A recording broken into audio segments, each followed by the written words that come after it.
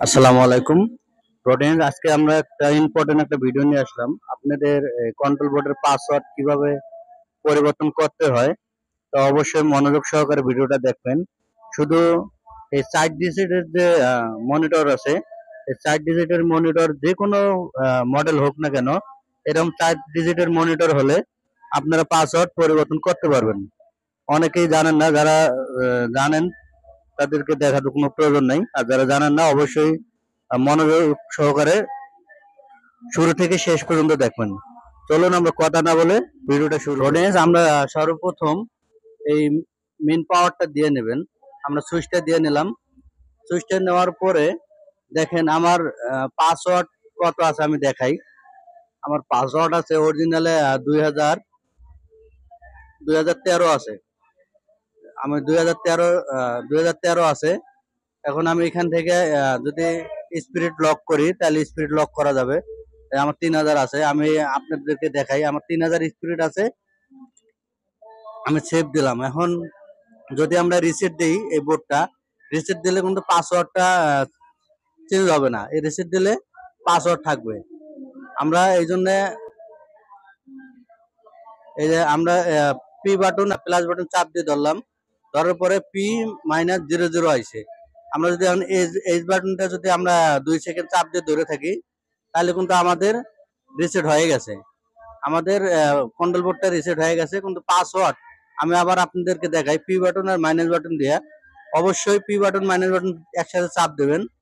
একসাথে চাপ দিলে আপনার প্রথমে 00 আসবে। 00 আসলে সর্বপ্রথম এখানে 2 দেবেন। 2 দেওয়ার পরে 1 দেবেন, এরপরে 3 দেবেন। তার মানে 2013 দেবেন। 2013 দিয়ে এস বাটনে চাপ দেবেন। এস বাটনে চাপ দিলাম। দেখেন আমার কিন্তু পাসওয়ার্ড কিন্তু আগেরটাই রয়েছে। পাসওয়ার্ড পরিবর্তন হয় নাই, আর পাসওয়ার্ড পরিবর্তন হবে না। পাসওয়ার্ড পরিবর্তন করতে গেলে কি কি করতে হবে, তো অবশ্যই মনোযোগ সহকারে ভিডিওটা দেখবেন। যদি একটু স্কিপ করেন তাহলে কাজটা বুঝতে পারবেন না।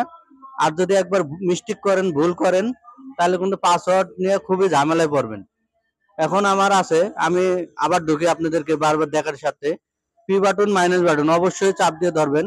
চাপ দিয়ে ধরার পরে আমি 2013 দেব। 2000 2013 দিয়ে আমি 2013 দিয়ে এস বাটনটা চাপ দিলাম। চাপ দেওয়ার পরে আপনারা সর্বপ্রথম এখানে P-00 আছে, প্লাস বাটন চাপ দিয়া আপনারা 18 নম্বর প্রোগ্রামে যাবেন। তার মানে 18 নাম্বার প্রোগ্রামে আসলাম। দেখেন আমি 2013-তে আসছি। 2013-তে এসে আপনি যে পি বাটনটা আছে, পি বাটনটা চাপ দেবেন। পি বাটন চাপ দিলে দেখেন এখানে লাভ পাত্তাছে 2 সংখ্যাটা। আমি এখানে মাইনাস এই পি বাটন চাপ দিয়ে দিয়ে আমি লাস্টের সংখ্যাটায় আসলাম।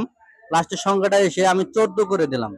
দেখেন 2013 ছিল, 2014 করলাম। আমি এস বাটন দিয়ে সেভ দেব। আমি সেভ দিলাম। মেশিনের পাওয়ারটা অফ করলাম। পাওয়ারটা অফ করার পরে এই লাইটটা যখন বাতিটা যখন বন্ধ হবে, ডিসপ্লের আলোটা বন্ধ হওয়ার সাথে সাথে আপনারা আবার সুইচ দিবেন। আমি কিছুক্ষণ অপেক্ষা করে সুইচ দিলাম। এখন আবার পি বাটন মাইনাস বাটন দিয়ে আমি ঢুকবো। আবার সেম একভাবে ঢুকবো। 2013 দেব আপনাদেরকে দেখার স্বার্থে। কারণ আমি যে পাসওয়ার্ডটা পরিবর্তন করলাম, আমি কিন্তু পাসওয়ার্ড দিছিলাম 2014। আপনাদেরকে আমি দেখাই 2013 দিয়ে ঢোকে কিনা। আবার পি বাটন আর মাইনাস বাটন একসাথে চাপ দিবেন। একসাথে চাপ দিলে আপনার সেম আগের অবস্থায় 00 আসবে। আসলে আমি এখানে 2013 দেব। 2013 দিয়ে আপনাদেরকে দেখাবো। 2013 দিলাম, দিয়ে এস বাটনে চাপ দেবো। দেখেন আসে না, কারণ আমার পাসওয়ার্ডটা পরিবর্তন হয়ে গেছে। কারণ যদি পাসওয়ার্ড যদি পরিবর্তন না হতো তাহলে এস বাটন চাপ দিলে প্রোগ্রাম হয়তো P-00 আসতো। এখন আমি আবারও চাপ দিয়ে দেখাবো। দেখেন আমি 2000 2014 দেব। দেখেন 2014 দিলাম। 2014-তে দিলে আমি এস বাটনটা চাপ দেবো। শুধু এই ডিজিটের যে বাটনগুলো আছে, 4 ডিজিটের বাটন, যে কোনো মডেল নাম্বার থাক, 322 322 এরকম কন্ট্রোল বোর্ডে যদি মডেল থাকে তাও হবে। শুধু এরকম 4 ডিজিটের বাটন হলে হবে। আপনি দেখেন 2014 দিলাম। 2014 দিয়ে এস বাটনে চাপ দিলাম।